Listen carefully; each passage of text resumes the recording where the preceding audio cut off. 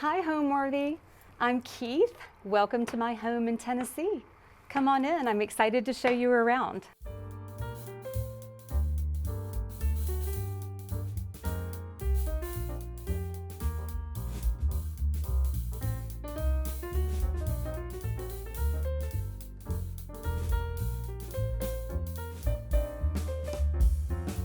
You're watching Homeworthy, where we believe every home has a story. Hi there. I'm Keith Meacham.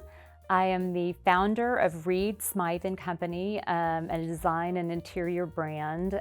We have a store and a website, and we work with artisans and artists across the South and beyond to create beautiful handmade pieces for the home and garden.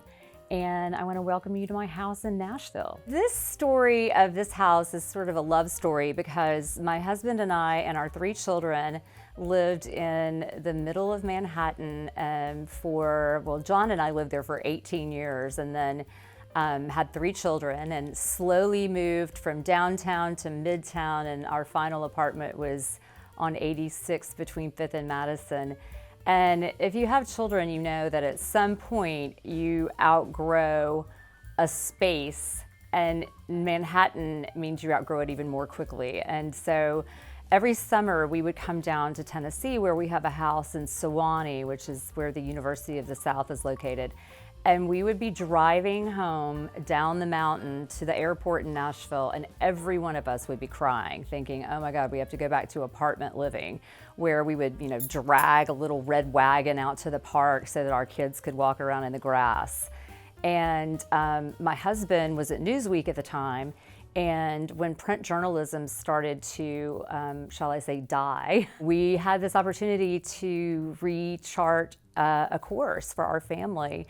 And so we didn't really think about any other place besides Tennessee, because my husband's from Chattanooga and I grew up in Mississippi, so we were thinking closer to home. So we flew down to Nashville one weekend and we toured about 5 houses.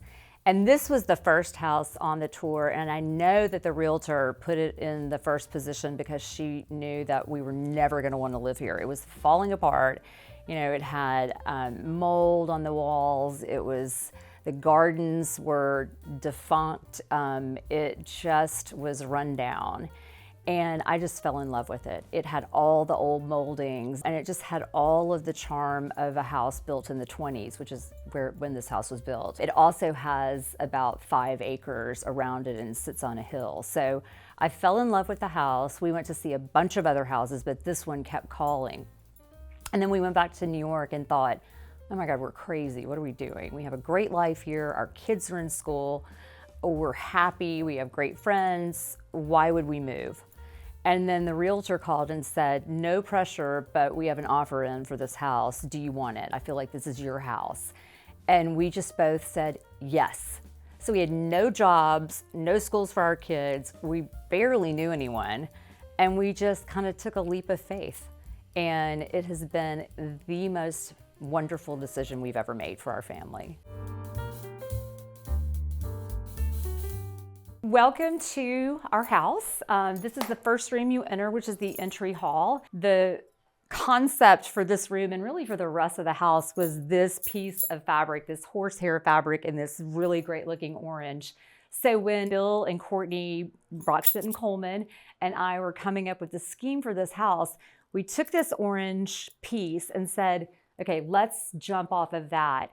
And then we moved quickly to this incredible wallpaper, this Adelphi wallpaper. This is called Philadelphia Harlequin, and it was a piece of wallpaper that was found in a house in Philadelphia, and it dated from the 1830s.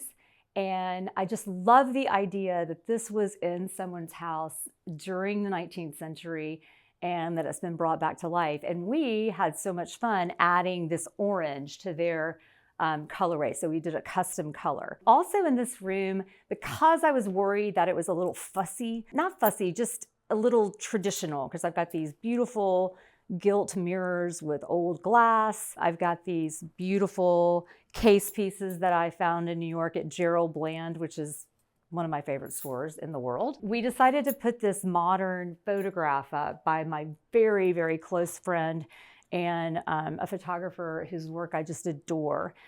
This piece is called Nettie. Nettie is a model, and Jack and the model were kind of playing around with these face paints and this dahlia.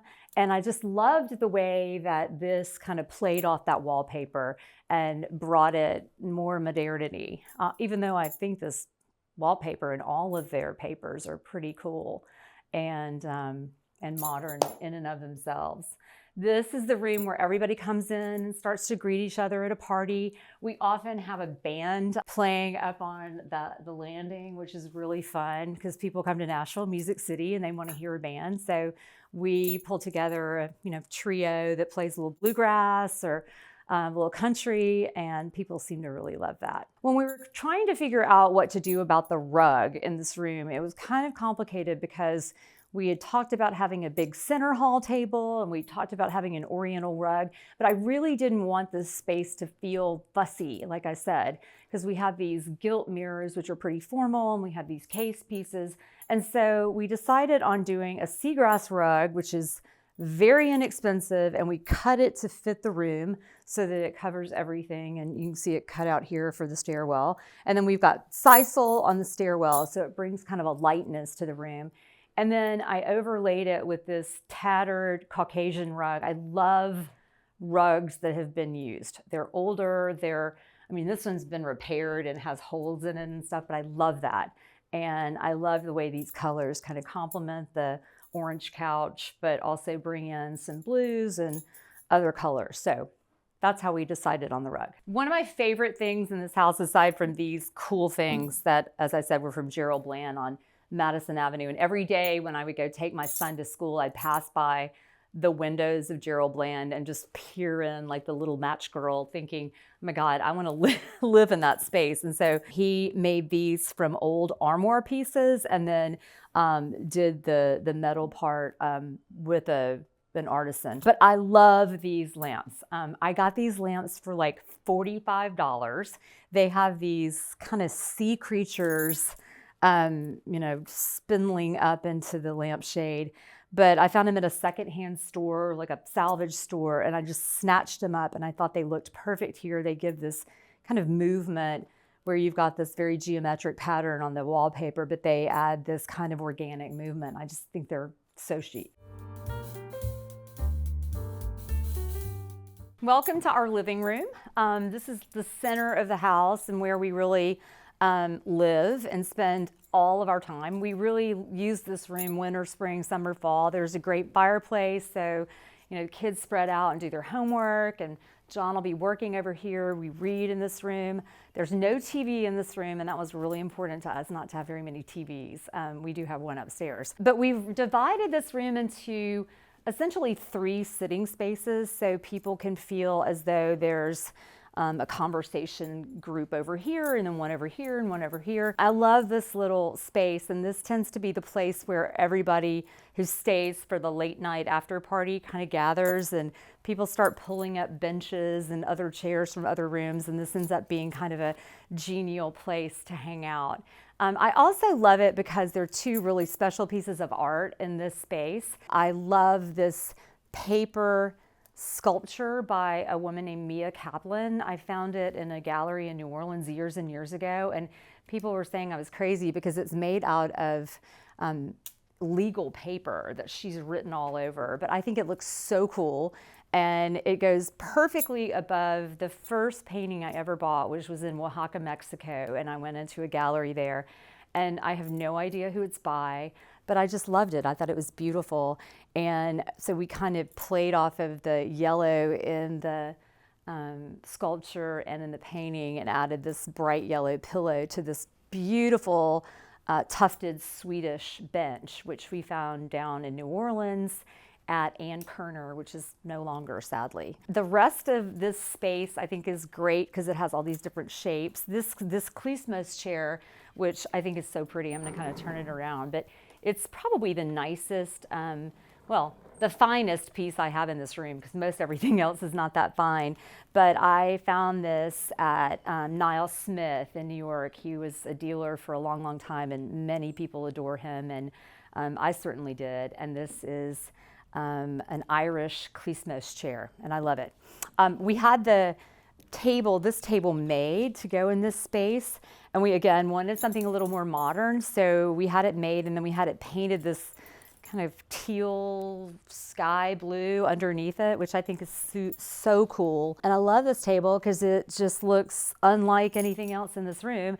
And then it's next to this granny chair, which everybody said you were crazy to want this chair and this fabric. But this is a Claremont really old-fashioned fabric that I love. It reminds me of my grandmother.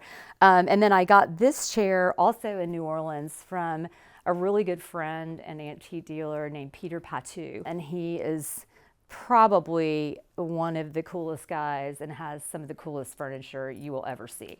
So I'm happy to have this in this room. We use our fireplace all the time. I think we had a fire a couple of days ago when it was chilly, and there's just something magical about being in this room when the fire is going and everybody's kind of doing their own thing. We don't eat in here, and like I said, we don't have a TV, but we definitely hang out together as a family in here. I love this mantle color. It's, again, not an expected color for this room. We've got a lot of colors in here, but I feel like they all kind of work together. And I have had this mirror. This is the first mirror piece I ever bought for my first apartment in New York, and I was so proud of it. And I still love it, but I have propped against it a Sally Mann photograph. I love collecting Southern photography, and this is one of my prized photographs, but I was decorating the mantle for Christmas one year, and the photograph fell on the ground, shattered, and you can see here that it damaged the photograph. But my friend Jack Spencer, the photographer, fixed it. He kind of glued it back together, and he said Sally would love that. They're very good friends, and he says Sally doesn't like art to be about what it's worth. And so I have this kind of, I don't know, a little riff on Sally Mann. I kind of like it. I love these. These were Old Paris. I also bought those at Peter Patou's shop in New Orleans. And then I have been collecting work from this Southern artist, a woman named Ashley Pridmore, and this is called Unsupported Flight. And believe it or not, these are not real wings, and this is not a real seahorse. She has constructed it out of resin, and she is incredible. And she does a lot of work for Reed Smythe. We've done a lot of collaborations on bronze pieces. She built a great looking tulipier for us. So I really love supporting Ashley, and she's one more piece of my burgeoning Southern art collection. So this is the center of this very big room that's able to have all these seating areas. And it's framed by this incredible rug that was made by an LA artist. Her atelier is called Fedora. And I just love it because, again, you could get stuffy in a house like this, and we ended up getting this gorgeous hand-knotted, handmade rug that has sort of this butterfly wing pattern on it, and we chose each of the skeins of thread to make it, so it's got all these kind of little colors that pick up on other colors in the room. And we jumped off the rug to choose the color of the couch. And I love, this is my favorite fabric. This is a Claremont fabric, and it looks so Art Deco. And I love the way these pillows are kind of, they don't really look like they go together, but then they pull together so nicely. This painting is by a photographer, actually. She's a friend of mine. Her name is Lynn Goldsmith, and she's very famous for her rock and roll photography. She worked for Rolling Stone for years. She is an amazing person. She lives in Nashville now, but moves all over. And I went to her studio to see all of her photographs. She invited me over to see her home gallery, and she had this painting on this easel, and she says, I'm not a painter. I've never painted in my life, so this is very new. But I just loved it, and I thought it was so vibrant and so interesting and had these great shapes. I feel like there's a hand in there somewhere. And again, I loved it because it brought in all these colors into this room that were complementary, but a little different. There's no red in this house anywhere else, and I really liked that. But this is definitely a conversation piece when people come over. And Lynn loves it here. I think she loves having this piece above the couch. This is something I just adore. This is my collection of antique snuff boxes. And so if you were a woman in the 18th century, 19th century, you might have put your snuff here and pinched it, and it was not tacky to consume tobacco during that period. But I just think these are so gorgeous, and I've just masked them here.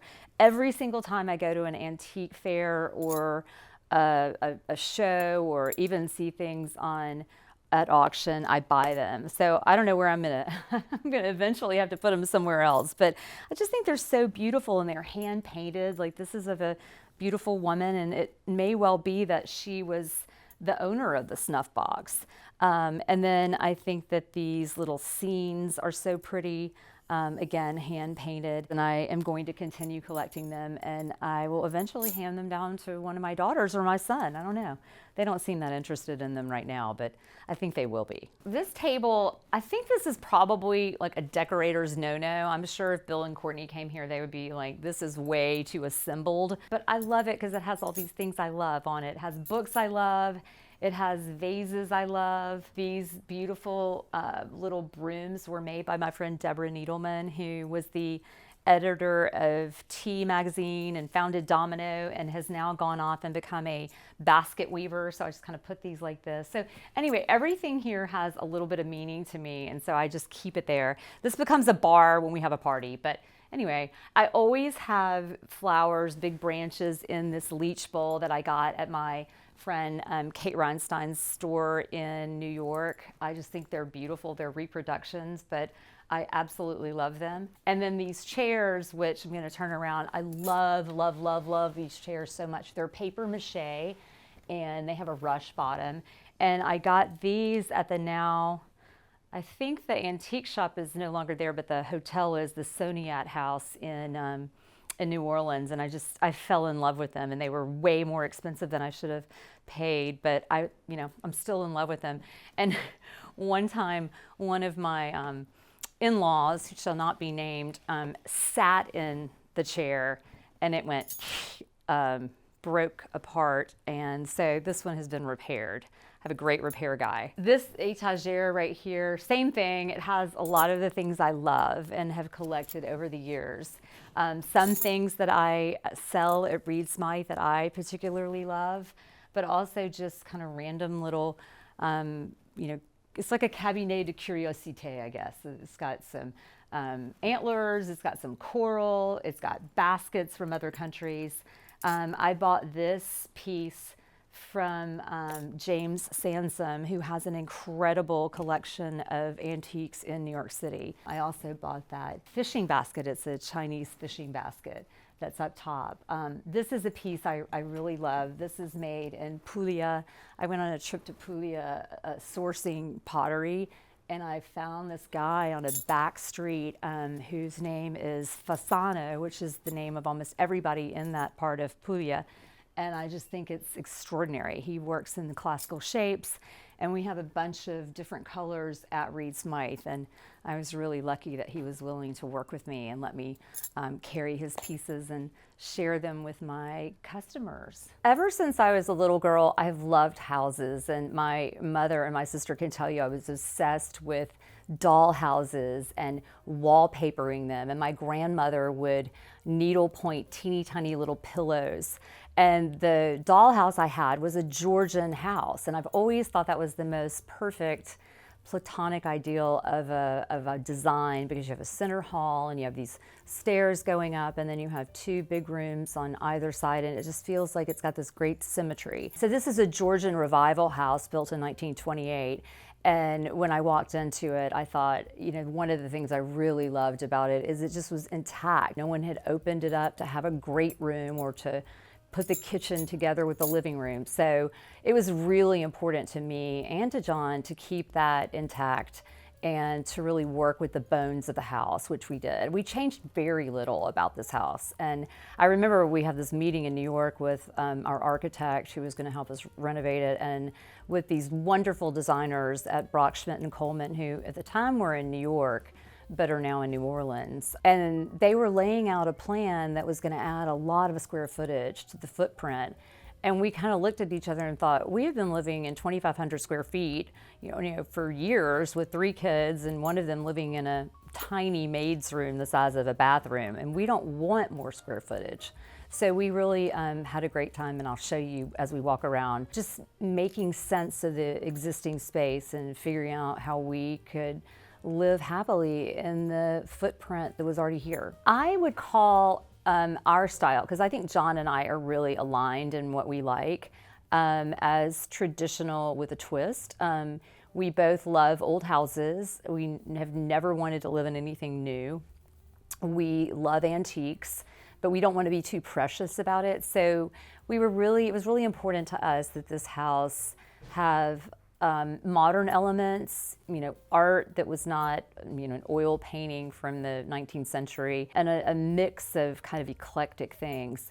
And it was also really important to me that we not install our house, if that makes sense. People talk about the install day. And obviously we installed curtains, carpets and all that, but it's been something that we've really collected over time. And each time I see something when I'm traveling or at an antique show, or I've become addicted to live auctioneers and I troll it at midnight seeing if there's anything coming up for auction. But I think we both really appreciate the house that's layered and built over time. And even the renovations we've done in this house have been done over time, and partially because of budget, but also just because living in a house and seeing how you live in it with your children and your friends and how you entertain, I think really informs additions and renovations. And we've really kind of added on over time, and I think it was a really good decision not to try to do it all before we moved in. This is one of my favorite spaces in the house, and I would say that in the summer and this time of year especially, we live out here. We love it. We eat dinner out here. We hang out and read out here. We have cocktails out here. This was built about 3 years ago after we'd lived in this house for a long time, and about 10 years. And we originally thought we would build a screened porch, and then our brilliant landscape architect, Ben Page, said, no, you can't build something heavy and that matches the rest of the house. You need something that looks very French and very garden-esque. And one of the favorite things about this space is the ironwork. Ben designed it, and we have this amazing ironwork studio here in town, and they executed it, and I just think it's gorgeous. And in the summer, the roses, this teasing Georgia bright peach rose grows up it, and it's starting to kind of, grow over the entrance to it. So I really love this. We wanted to make it casual and feel kind of like an old screen porch or an old porch where, in the kind of South, you'd sit and have iced tea. And so we got real wicker and painted it this aubergine color. Again, as in all of my rooms, there's a lot of color going on, and sometimes I don't know if it works or not, but I think it's picking up on different elements of what's inside and then also what's outside in the yard. The table was purchased in Kentucky, and I'm not going to remember the name of the limestone, but it is a stone table. It cannot be moved. It had to be brought in on a crane, but I love it. I love the way it sort of anchors the space and gives you a dining space and a sitting space, but nothing feels too crowded. This lantern I love. It's from England. It's from Jam, that beautiful lighting. And I have here under the lantern my very pitiful pelargonium collection. I'm so stumped by pelargoniums, and I want so much to be good at them and have, those kind of leggy army things that everybody has in England. But these are my pelargoniums, and I've been trying, and this one's starting to look a little bit more like what I want it to look like. And then I'm very proud of this. I have a bloom coming on. I've been overwintering them and doing all of the things that they say to do. And I have them in one of Reed Smythe's copper trays, which are the handiest thing we sell. I use it for serving cheese and oysters, but in this case, it's being used for a tray to collect the water. I love the way this sideboard works for when we're serving dinner out here, and I love having lamps on a porch. It's so Southern.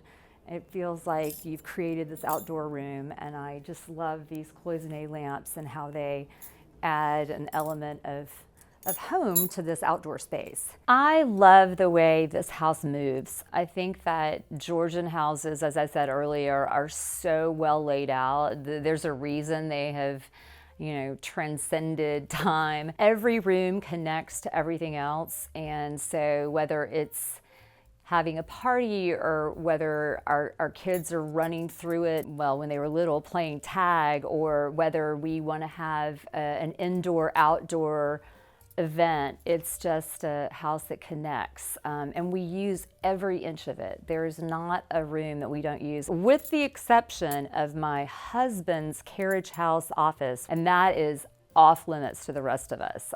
I decorated that one myself, and it's kind of quirky, but no one gets to go there, but you guys are going to have a little sneak peek of it. Welcome to my husband John's carriage house study. This room is pretty off limits to most of us. In fact, I don't think it's been dusted in months. But John graciously said that we could come in here and see how he works. John is a biographer, and he has written several books all on the American presidency and on American history. He is currently working on a book on Ike Eisenhower, so you are going to see a lot of books piled up about Ike, and he is deep, deep, deep in 1950 right now. He's written a book on Jefferson, on Andrew Jackson, on George H.W. Bush, on Churchill and Roosevelt. So he is just a prolific writer and a wonderful writer, and he just takes so much joy from his writing and from his love of history. And if you look around this room, which John and I designed together with a little help from Brockschmidt and Coleman, you will see John's collection of political posters and photographs of politicians.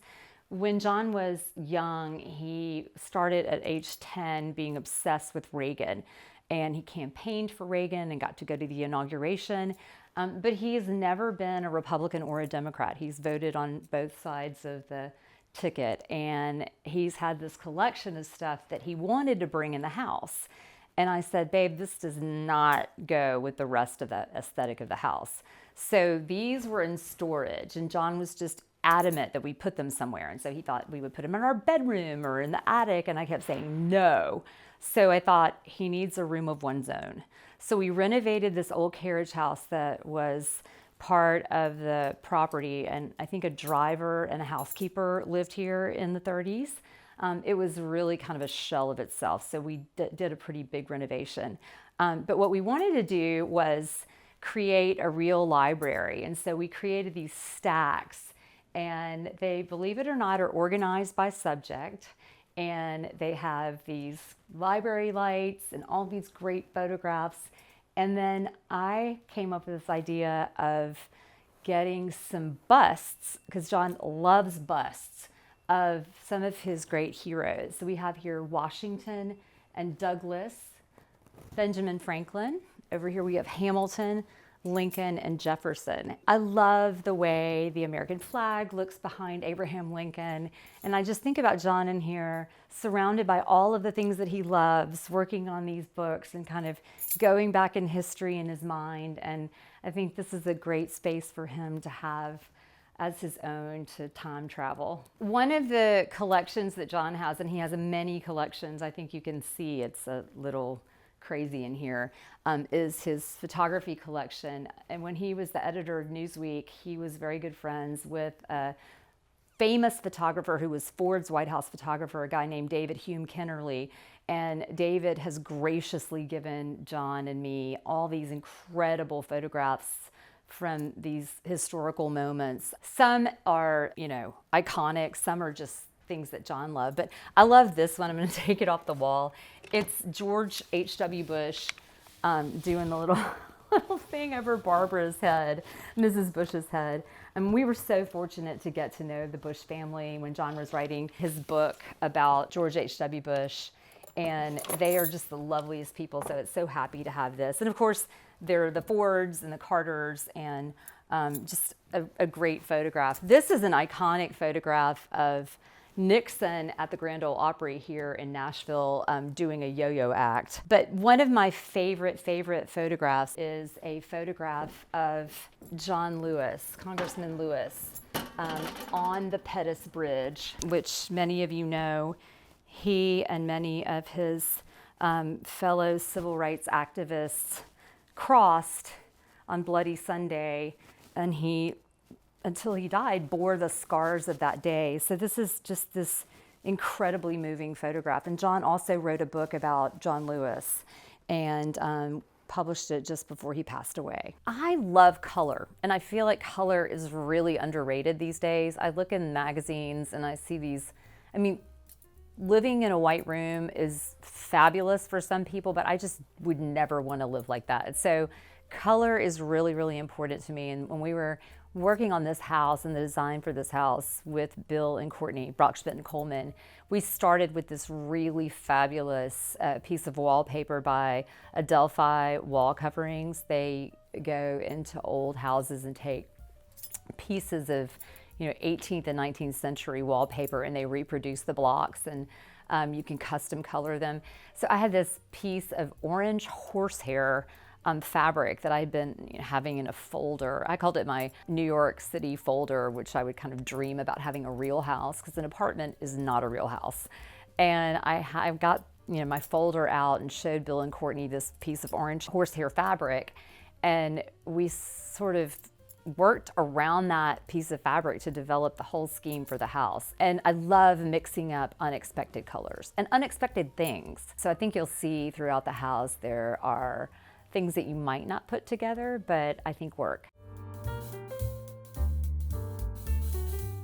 This is our dining room, and it's one of everyone's favorite rooms in the house because it's really unique. It's round. And a lot of people think that we did this because of Thomas Jefferson and the shape of his house and his dining room. And also the color in here is actually taken from Thomas Jefferson's dining room, but we really did not set out to have a round dining room. We wanted to just have a square dining room, but because the kitchen was so tiny, and the original kitchen, and this room was so palatial with this sort of Napoleonic level table in it, we really wanted to scale down the dining room and scale up the kitchen, but we couldn't get enough space in the dining room given the construction of the house. So our architect came up with this brilliant idea and said, let's make it round, and we'll get more space on this side from the kitchen without interrupting the cabinetry and the refrigerator and all the things you need for a kitchen. Once we knew we were going to have a round dining room, we had to, of course, have a beautiful round chandelier. And yet again, I found this Toll and crystal chandelier in New Orleans, and I absolutely love it, and it feels like it's just perfect for this room. We do not have a fine dining table. In fact, I will tell you a secret that this is just a catering table that you can break down, and then we have a skirt that we had made and had some passe-moitié on the bottom, and I love it. I love having a table in the middle of the room that has a kind of softness to it. The table is set right now for dinner. I am having a dinner for a friend who is visiting from the UK, and I decided I would set it before you guys came so that you can see some of the china that I collect and some of the things that we sell at Reed Smythe, including this china. So this is an old pattern, an old English pattern by Davenport called Flying Bird, and I just love it. I think it's so, so pretty. All the daffodils are from my yard. These chairs were found in New Orleans. I feel like everything was found in New Orleans, but I love the way the blue velvet plays off this bright, bright yellow room. And this room is so happy. It has this great glow at night. We have candles and mirrors and the crystal from the chandelier, but it's just such a really joyful place to eat dinner, and it really inspires conversation. I think round tables inspire conversation, but then being embraced by this round room really makes for some great dinners. and we can seat up to 12 people in here. And then sometimes we add a table out in the entry hall if we have a bigger party. But I love this dining room. I was saying earlier that we were not intending to imitate Thomas Jefferson or his Monticello, but once we had this round dining room, we thought, oh my gosh, wouldn't it be cool to have this electric yellow color? I think this is called babouche. It's the Pharaoh and ball color. I'll have to check on that. But it is the same color, or at least similar to the color that is now in Jefferson's dining room, where we have been fortunate enough to have dinner because my husband was on the board at Monticello. And it was discovered later. At first, the room at Monticello was a kind of Wedgwood blue, but the archivist chipped down into the original layer and found out that, in fact, this would have been the color that Jefferson's dining room would have been painted in. And so we did make a little nod to Jefferson, but more than anything, we just love this color, and it's such a warm, great color. And then we painted the ceiling a little pale kind of blue-green, which also makes it feel more embracing at night. It's not that stark white. And it's just wonderful when the candles are lit and everybody's sitting around the table and enjoying dinner. One of my favorite things in this room is this painting that my grandmother gave me. It's a painting of her house in Austria. She was full Viennese and came to this country. Well, she was born in this country, but her parents came to this country in the years before World War I. And they moved to, of all places, the Mississippi Delta, because my great-grandfather was an engineer and worked on the levee project. But this was her mother's home. And if you can imagine moving to the Mississippi Delta from this beautiful place in Austria, you can imagine that there were some tough times adjusting. But I love this painting, and I love the little chickens in the foreground. This is one of my favorite pieces of furniture in the house. It's a Welsh sideboard, and the inlay is so pretty, but it's also kind of primitive. I just love this little circular inlay, and right here, it's in great condition. I found it at the Nashville Antiques Show, and I kind of built this little alcove to fit it perfectly. And then above it is hanging a painting that is of the Mississippi Delta, where I grew up. It's by a woman named Sheila Gurley, and she is also from the Delta, but it gives this kind of image of a stark piece of farmland or swampland, and it just reminds me so much of the vistas in the Delta, which is fully flat. And then I've put here for my dinner party these vases that we just got in from a UK potter named Charlotte McLeish. And I just love the stark, clean, white, classical forms. And I love the way they look with a little flower frog in them and the daffodils popping up so you can see the different varieties of daffodils that I have in my yard. So we entertain all the time, and my husband calls me an invite-aholic. So this house is filled with people, big parties, small parties, impromptu parties. So I think that the most important thing to me about this house and the way people feel when they walk in is I want them to feel it's warm and welcoming and not stuffy. We have rings on our tables from cocktails. We have red wine spills on our carpets. It is not a precious house. And sometimes people will come in and say, no, I don't want to have a glass of red wine on your couch. And I think, oh my God, please, this is what the house is for. We live in every room. Our kids and our dogs, all over the couches, doing their homework, lying around with muddy paws. We don't live in a pigsty, but I want people to feel relaxed and just really welcome. We're on our way to the kitchen, but I wanted to show you the powder room because it's very special to me. The wallpaper is a Zubair wallpaper that was originally in the entry hall, but it was so water damaged and we couldn't salvage it. But we found this incredible paper hanger that was able to strip the different pieces off and assemble them into panels. So this was originally one panel, and it's a hunt scene, and very popular in Nashville because it shows a fox hunt. And this house was actually owned by a family that was very, very big into fox hunting. And they actually had stables in the back and horses. But I love the fact that we were able to recreate this scene. Over here, there's a boar being chased by the rabid dogs and the hunters. So we kind of built this bathroom around the idea of preserving this paper. And then I have all of my children's baby cups in here because I had no idea what else to do with them. And people love to come into the bathroom and kind of look around at the cups and at the wallpaper. And I love that. I think it's kind of fun to have a special little secret place in the powder room. Welcome to the kitchen, the also center of the house where, everybody gathers for breakfast and dinner.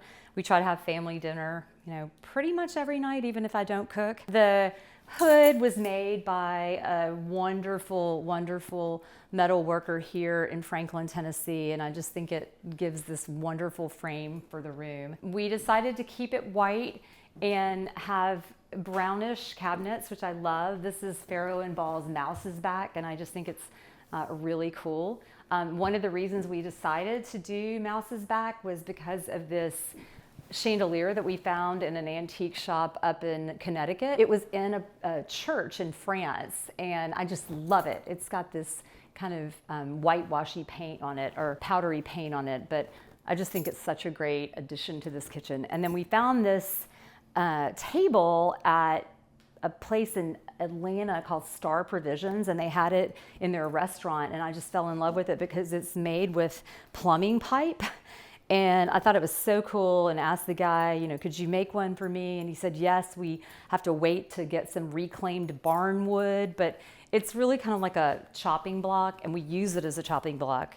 We do put some lemon juice and vinegar on it after we use it to chop things, but it's such a practical thing. And then we always have flowers from my garden in the middle of the table, and my kids love that. I love the way this little atrium over here is fully papered, ceiling and all, with another Adelphi wall hanging paper. And I just love the way the black picks up on the black of the range, and it leads into this yellow dining room. We have this favorite print of mine. This is a Mississippi artist named Walter Anderson, and he lived during the 20s and 30s down on the Mississippi Gulf Coast. And he did these elaborate block prints, and the block prints still exist. He did not paint this, but the block was original to him, and I had it hand painted. But I think it's so cool. I can't remember which fairy tale it comes from, but maybe somebody out there will let me know. But anyway, I love my kitchen. I think I have one of the most random midlife pivots of anyone I know. But I'm also really proud of that because I think it's great to know that in midlife you can do something different. And all of my career, I worked in education. I started out as a teacher, and then I became really attracted to public education and education reform. And New York City was kind of lit up with education reform when I was living there and working in the trenches there. And I worked at a charter school in Harlem that I ran. I worked for foundations, and my last job in New York was working for the Department of Education under Bloomberg and Joel Klein, which was kind of the golden era of reform in New York City. And at some point, my colleague and I there came up with this idea that kids could learn to read on the newly released iPad. We saw great work going on in the classrooms all over New York City with teachers mastering the art of teaching reading. And so we learned a lot and knew a lot. I knew a lot from teaching myself about how kids learn to read. And the iPad was coming online right around that time. And so we developed a company that we started, and we put a reading program online on an app, and the company really grew and flourished. So I learned a ton about online business, subscription sales online, marketing online, advertising online and on social media. And when we sold that company to a slightly larger education technology company, I took my equity, moved on, and I was kind of at a crossroads, and I thought, do I want to go work for a foundation or do more in education, or do I want to do something more creative? Education is creative, but I'd always on the side, as my avocation, not vocation, arranged flowers, gardened. I love houses. I love decorating. I love finding treasures for the table. And my dear, dear friend, Julia Reed, who died about 4 years ago, came to me in that kind of transitional period and said, I want to start this business that is all about bringing artisan-made goods to the table, the house, the garden. There's so many things out there that are just add water. And we wanted to do something really cool. And I said, well, I'll help you. I would love to be involved while I'm looking for another job. And one thing led to another, and I kind of fell in love with it. And I realized I knew a lot from the 7 years I worked for an ed tech company. And Julia had so many ideas, and she had more style in her little finger than I think most designers that I know have in all 10 fingers.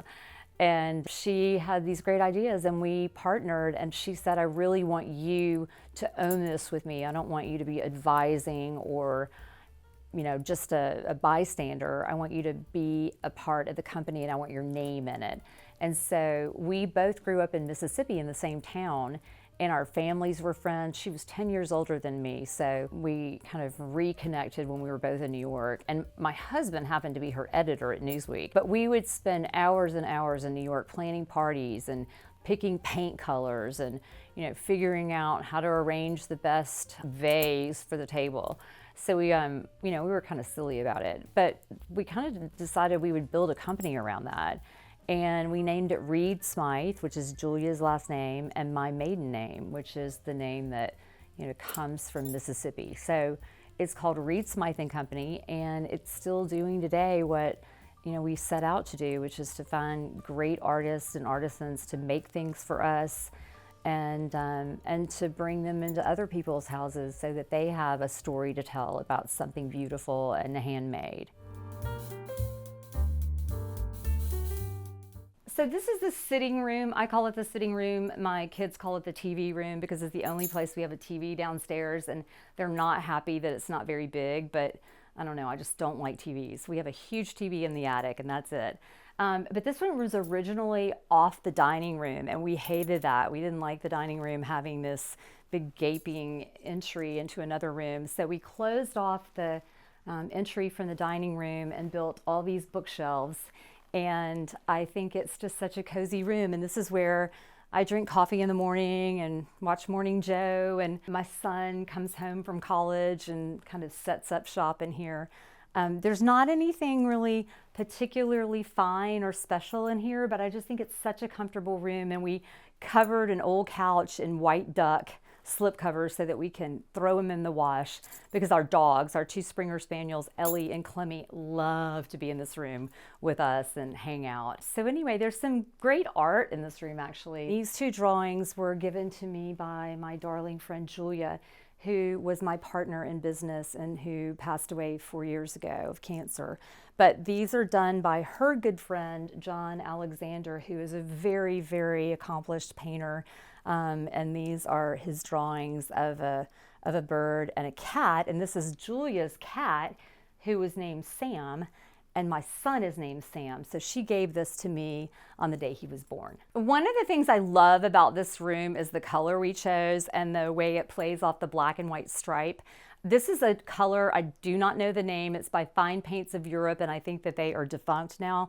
But it's an olivey, deep, kind of lichen-y color, and I just love it. It's such a cool color, and we really painted everything in it, in the room, in this color. It's very unexpected, not really connected to much of the house, but it does pick up on that same olivey color that's in the Adelphi paper in the hallway. So we did kind of think about that, but I love this color, and everybody who comes in this room is like, what is this color?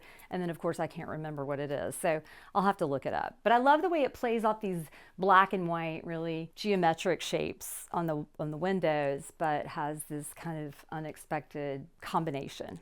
And then I have my red pillows, so a lot going on, but I think it works. This is our study indoors as opposed to the outdoor study.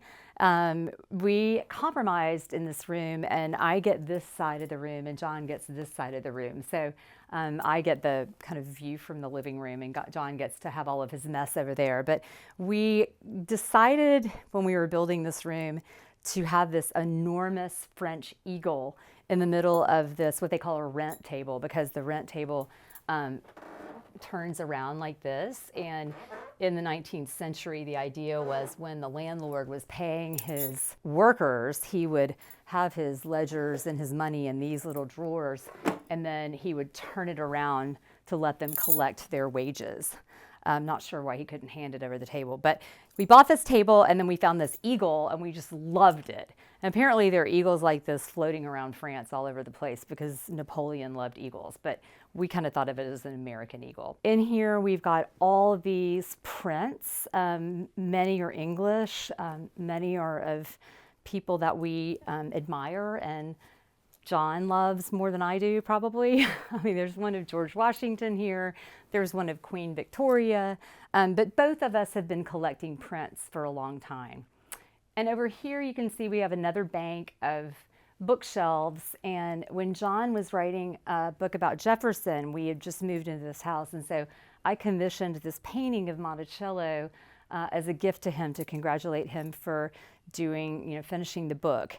And it's painted by a Mississippi painter who actually does not live in Mississippi anymore, but named William Dunlap, who's actually quite well known. And I let him have carte blanche in doing the painting, and this is what he came back with, which I think is so interesting because most of the time people photograph or draw Monticello from the front entrance and they do it in bright sunlight in spring, and he captured it in the snow at sunset from the opposite side. So I just love it. It's very unusual. This is a very special painting that is my painting, and it was done by George W. Bush. As I said, we were fortunate enough to get to know the Bush family, and George W. Bush, as many of you know, has become a painter in his post-presidential life, and he's quite a talented painter, and he's using his painting to draw attention to refugees and people coming back from war with PTSD and brain injuries and immigrants. So he has quite a prolific body of work. But we were up in Maine visiting the Bushes, and he had these paintings that he was working on where he would paint half of a side of paper and then fold it in half and open it up. And so I chose this one. He graciously gave it to me, and he only does that fairly infrequently, so I felt very, very honored to have that. So this is another really special piece in this room, and it is a portrait of George H.W. Bush by his son, George W. Bush, and as you can see here, he signed it. This was as a gift to Jon for finishing a book on his father. It was not an authorized biography by any means, but the family really cooperated over many, many years with the research, and I think they were quite pleased with the book. And this is a letter from George W. Bush that says 41, painted by George Bush, presented to Jon Meacham, December 2018. And it's just a very special piece of our collection. A lot of people love this color and they want me to give them the name of the color, but the color doesn't exist because we started with this wool fabric that we loved. I fell in love with this for Jon's study, and I loved kind of the red and blue and the kind of patriotic look of it. And we just took a swatch of the fabric to the paint store and copied it. And so we call it Meacham blue. And fortunately, I have the formula for it, and I cannot tell you how many of my friends have their rooms painted Meacham blue because it's just a great color and it looks great with art. And in really bright light, it has a kind of green tint to it.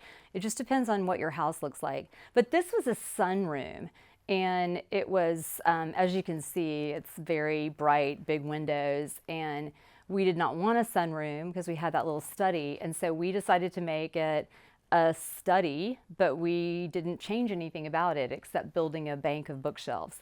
So we thought this dark blue would help it feel more serious, like a study. But it was another example of us not wanting to interrupt the footprint of the house and overdo it. So we came up with this idea of using the columns that were, I'm sure, part of an open terrace before they closed it in.